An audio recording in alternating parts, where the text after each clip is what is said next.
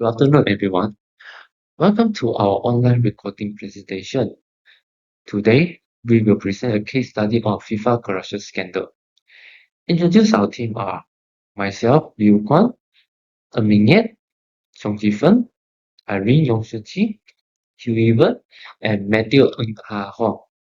So, our objectives are to outline the key events, actors, and mechanism of the scandal, to analyze the organization and ethical failure in FIFA, and to reflect on the reform introduced and the wider lesson for integrity and lesson for us to learn as a student.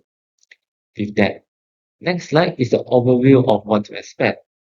Let's understand the corruption that FIFA presented us. Before diving into the schedule, let's get to know about the organization at the center.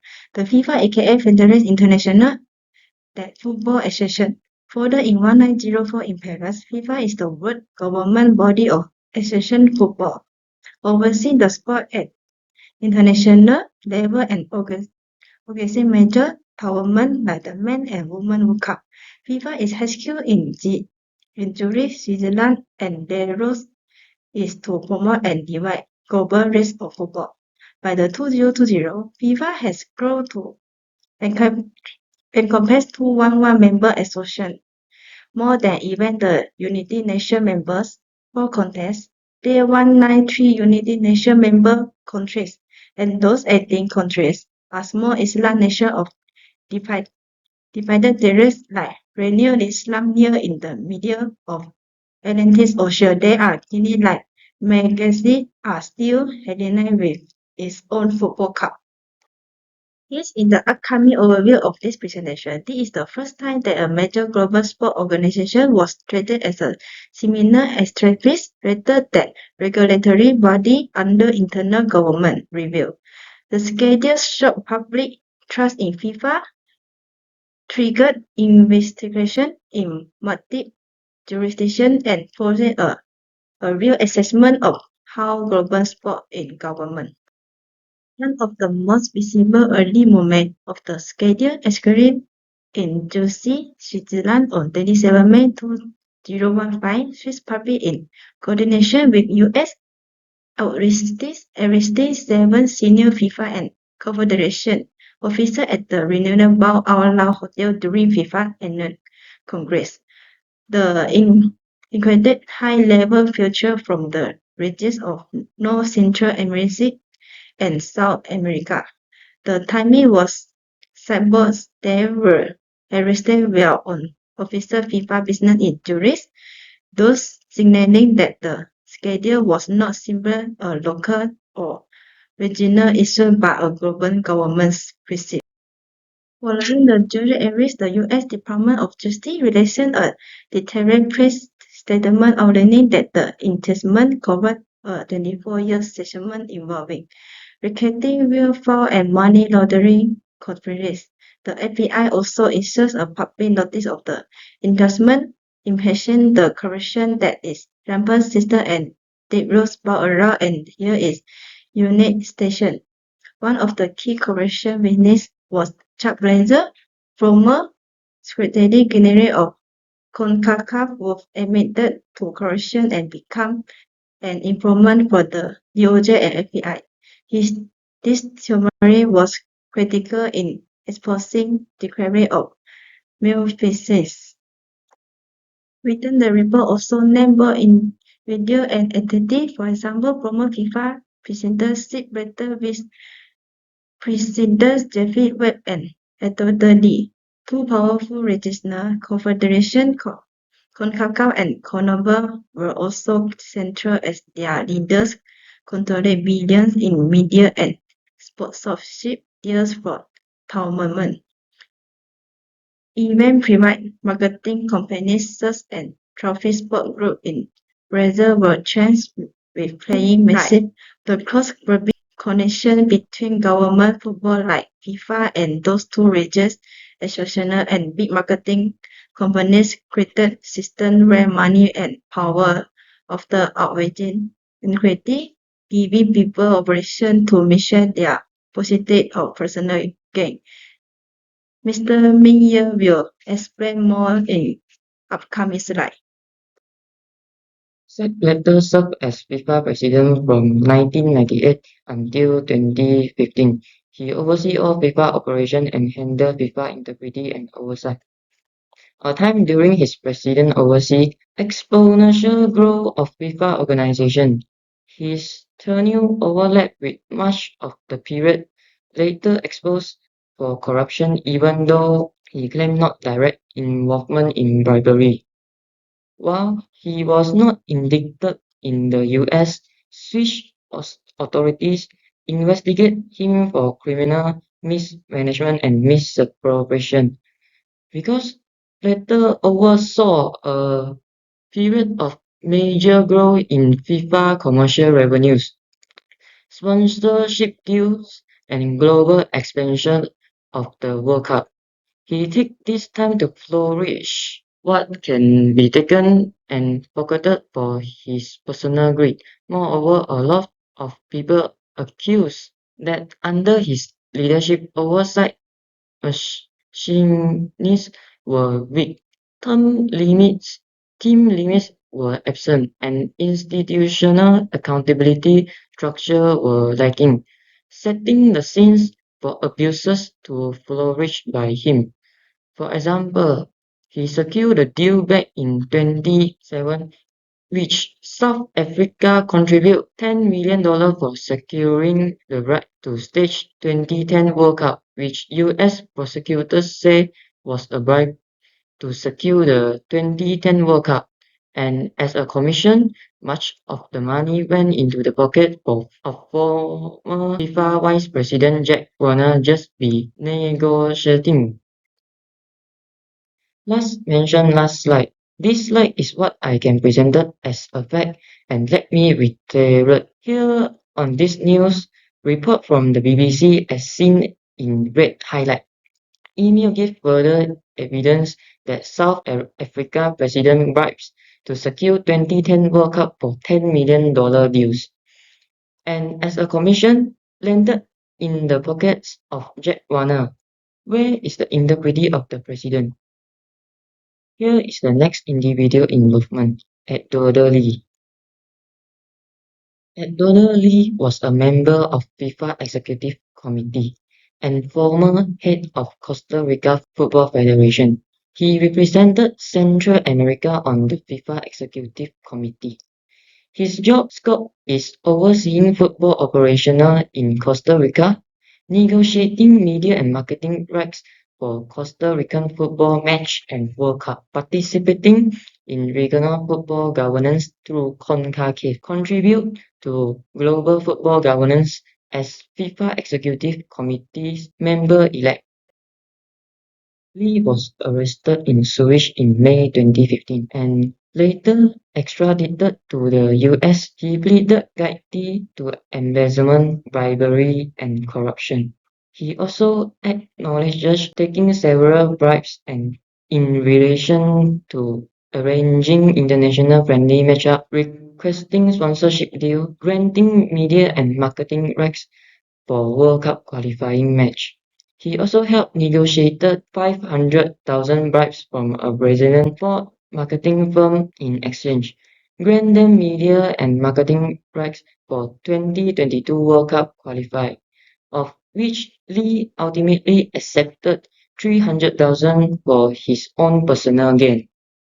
He also accepted 500k bribes from Panamanian intermediaries in exchange for awarding the contract for Costa Rica national team uniform sponsorship, in which 230k he kept personally. Additionally, Lee admitted to embezzling approximately 19,000 from funds that FIFA had allocated to further to support the 2014 Under-17 Women's World Cup host in Costa Rica. A case like this shows how even funds intended for youth football can be divided that supposedly aimed at advising youth football and women competition was redirected to line official pocket rather than benefiting the sport. Last individual involved that I want to talk about, Jeffrey Webb. So Jeffrey Webb, a former FIFA vice president and president of CONCACAF, was one of the highest political ethical failure. He represents FIFA on international level and responsible for major decisions including tournament hosting and global football policy. He also represents CONCACAF, which oversaw football development, competitors, and commercial partnership across the South American region. He also one of the FIFA internal audit, represent for check and balance within Football Association. Jeffrey Webb was also not spared. He was indicted and pleaded guilty to racketeering, wire fraud, money laundering, and charges related to a scheme involving bribes and kickback tied to his sponsorship, media, and commercial rights.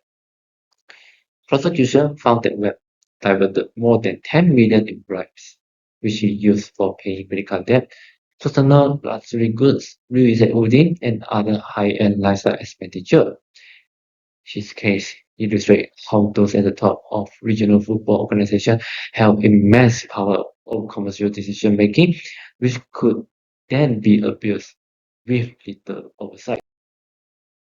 If you can see the document here, they intentionally lied to FIFA to defraud FIFA and others just to get bribes and kickbacks. If you look at the red text box on the left side, as per the court document text shown, Jeffrey Webb and Eric Davidson, together with others, did knowingly and intentionally devise a scheme to artifice the fraud FIFA and CONCACAF and their constituent organization because they can obtain money and property by means of materially produce a false and fraudulent pretense, representation, and promises. How much of the money that they wanted to fraud? Over 3 million and 1.1 million, as the middle text red box shown. This shows level of corruption because of the huge amount of money that can went to anywhere as long as you are the president of those organizations. You can take the money like your own personal bank, and they even promote on carrying specific unlawful activity like wire fraud. Next, I will explain the corruption for the organization involved. Are these two organizations, the Region Confederation of Football called CONCACAF, also known as Confederation of North Central American and Caribbean Association Football, and CONMEBOL, also known as Confederación Sudamericana de Fútbol. These bodies operate under FIFA umbrella and manage tournaments, media, commercial rights, and development funds for their region. And each of their organization role is CONMEBOL. CONMEBOL governs football in South America with 10 member countries. They organize tournaments like Copa America and Copa Libertadores. They are the oldest continental football confederation, founded in 1960, and they also plays a major role in global football, with historically strong national teams like Brazil and Argentina. Next is CONCACAF. CONCACAF governs football in North America, Central America, and the Caribbean. They also organize regional tournaments like Gold Cup and CONCACAF Champion Cup. They are the one of the FIFA Six Continental Confederation, representing 41 member associations. They focus on football development, governance, and qualification for the FIFA World Cup. And because of that, in the scandal, they play a key role. The marketing and broadcasting right for football tournaments like Copa Libertadores and Gold Cup worth billions of dollars, making them highly attractive for corrupt practice, in which many people like these two organizations will turn a blind eye for. The United States 164-page indictment alleged that more than 200 million in bribes flowed through CONMEBOL and CONCACAF for almost 2 decades. All right, let's talk about CONCACAF, the North American Football Organization. Under leaders such as Jeffrey Webb and Jack Warner, the region was highlighted for extensive corruption. Jack Warner and Jeffrey Webb exploit this demand by soliciting bribes in exchange for giving special contract, frame it as consulting fees or development payment. These transactions slowly evolved into a systematic practice where development funds were misappropriated for personal enrichment.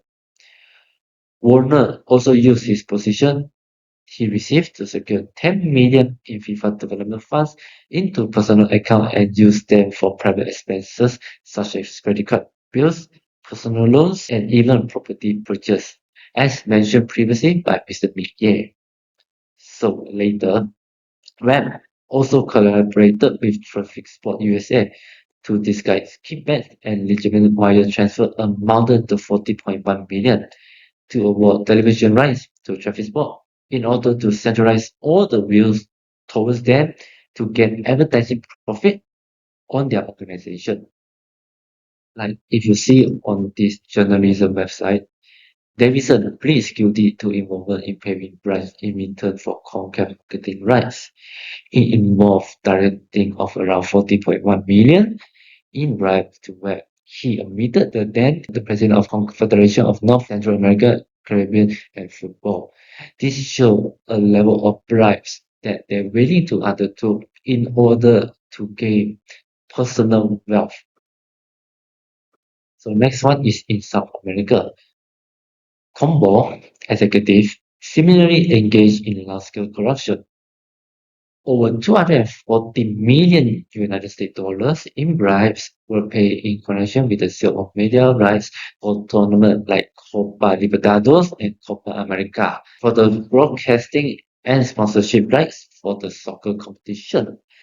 For instance, companies such as Latisa and Full Play were implicated in bribery to secure commercial rights for tournaments spanning decades.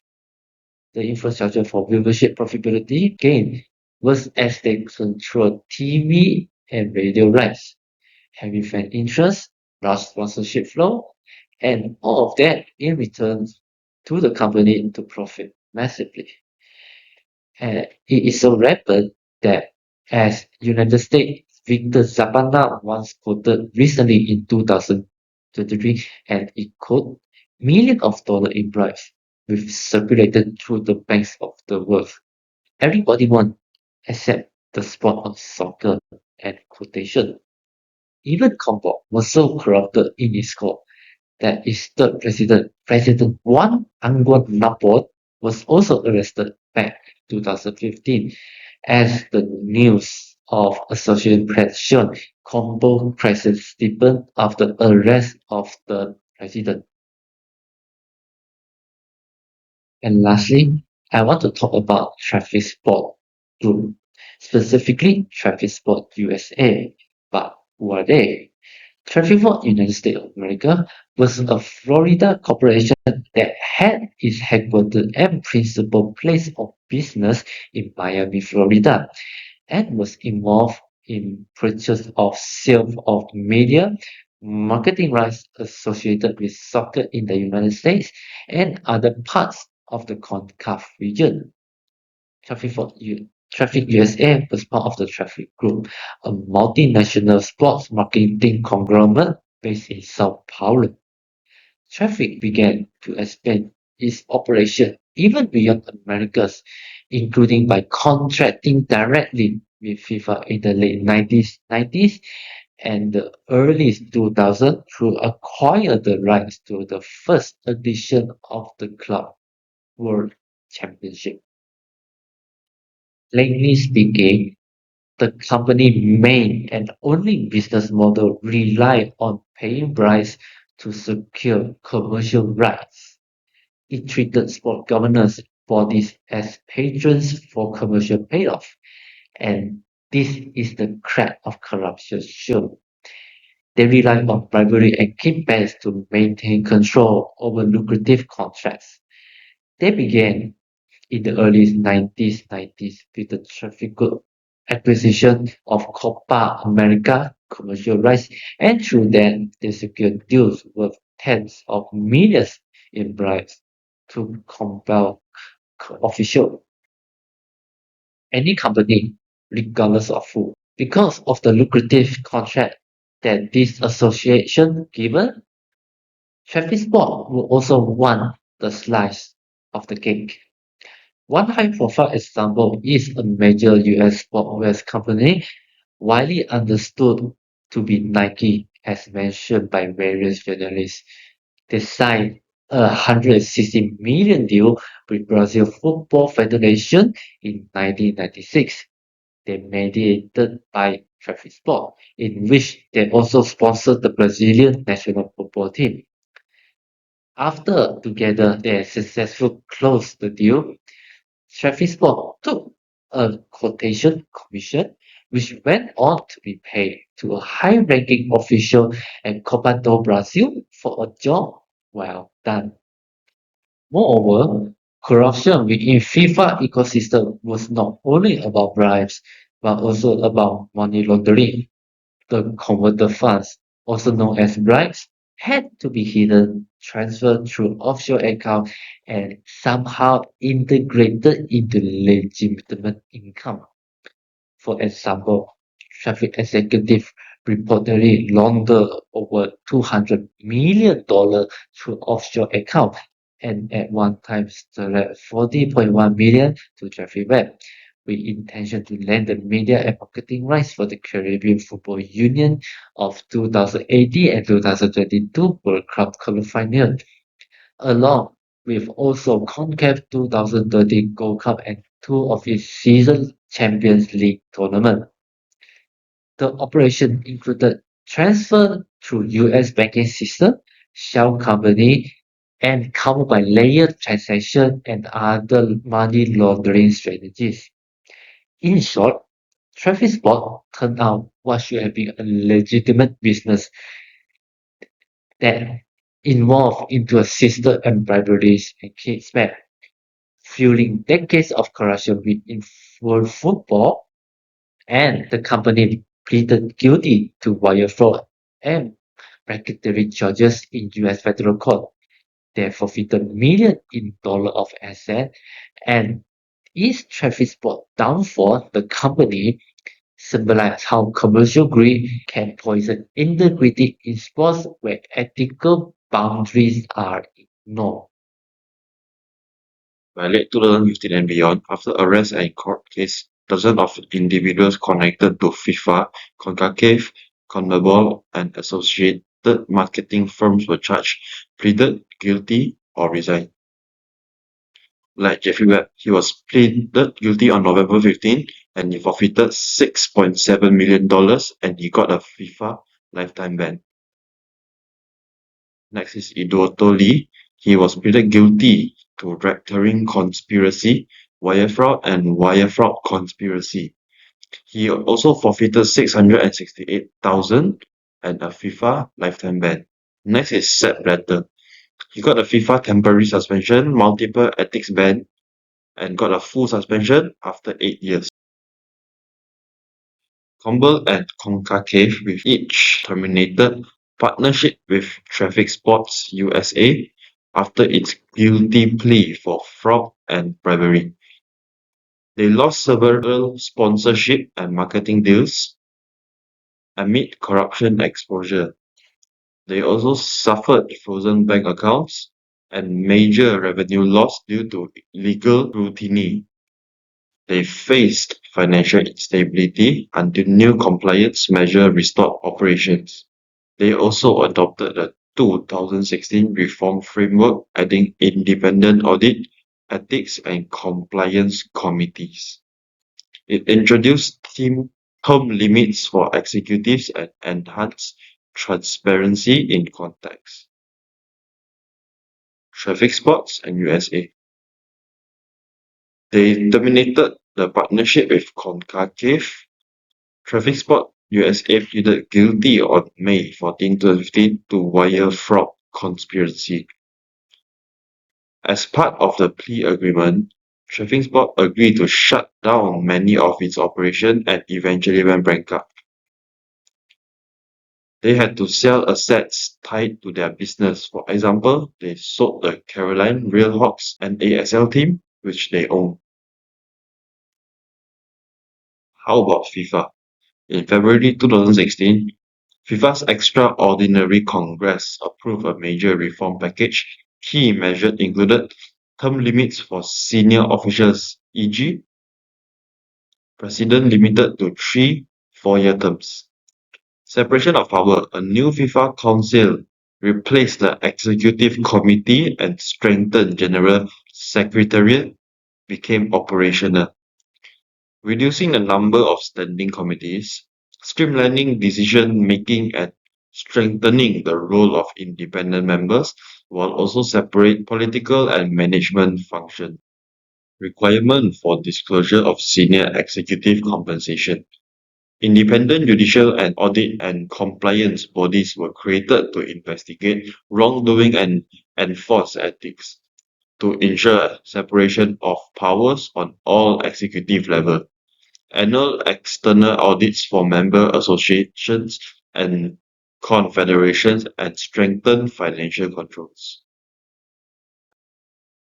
Lastly, the statutes were amended to conclude human rights, gender equality and development principles, reflecting a broader societal mandate, while also apply checkouts for all official background screening, eligibility criteria, conflict of interest rules, and prohibitions on solicitation of gifts and bribes. Moreover, emphasis on whistleblower protection, stronger member association, compliance, and a clear separation between football policy and commercial operations. This structural change aimed to dilute concentrated power, introduce checks and balance, and make sure it has strict governance. What about sports and organization reform and immediate changes? The scandal at FIFA shaken football society globally, with regional confederations and national associations responded with their own reforms. After effects of corruption, governance, and structural monetization, separation of political and executive roles, such as FIFA Council against administration, term limits for presidents and executive members. Other than that, there is also transparency and accountability, mandatory public disclosures of salaries, financial audits, and compliance committees, implementation of independent ethics and disciplinary bodies, integrity and ethics oversight, integrity checks for officials and agents, and licensing for regulation of player agents and intermediaries to prevent corruption. Other than that, there is also diversity, inclusion, and human rights, statutory commitments to gender equality, human rights, and anti-discrimination, national level reform and regulation. National associations are government-backed regulators that are introduced to safeguard club heritage and financial sustainability. Importantly, these reforms recognize that governance risk is systematic and not just concentrated at the top of FIFA, hence full system reform is needed. It is to make sure all of these are not to happen again. To conclude, the FIFA corruption scandal is a stark reminder that even the world's most powerful sport organizations are vulnerable to integrity failure if governance, oversight, and transparency are weak. We have seen bribery, money laundering, and governance abuse occur at scales involving both individuals and football organizations and private firms. It gives a warning for business and organization to maintain strong ethical standards while also expose deep failure in accountability. In an absence of internal oversight can enable corruption and most misconduct. Therefore, reputational damage and financial loss for the organization, individual, and anyone involved in it. Thus, having held structural reform and introduced with ambitions to restore trust, accountability, and ethical governance. However, key takeaway is structural reform is necessary but insufficient. Changing cultural oversight practice Insensitive system and stakeholder expectations are equally important for anyone organization, sport or otherwise. Integrity cannot be abused. It must be actively built and maintained. Thank you to teacher for giving us the assignment, and I want to give my thanks to member and my leader for all of us to present this. As a final note about anti-corruption, as students, they are important lesson for us to take away from this case. We learn that integrity is not limited to senior leaders.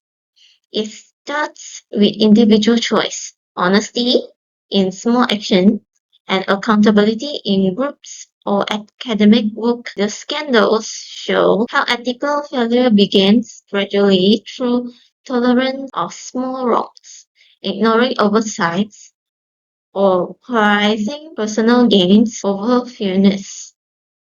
In our studies and future career, whether in business, public service, or sport management, we must remember that transparency, responsibility, and moral courage are the foundation of trustworthy leadership.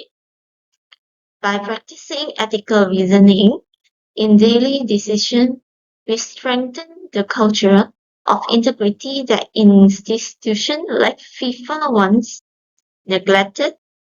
So as future professionals, we carry the responsibility to build systems that value truth over personal greed, accountability over silence, and fairness over favoritism. That is the lasting lesson of FIFA failure and the challenge for all of us to do better. Once again, thank you.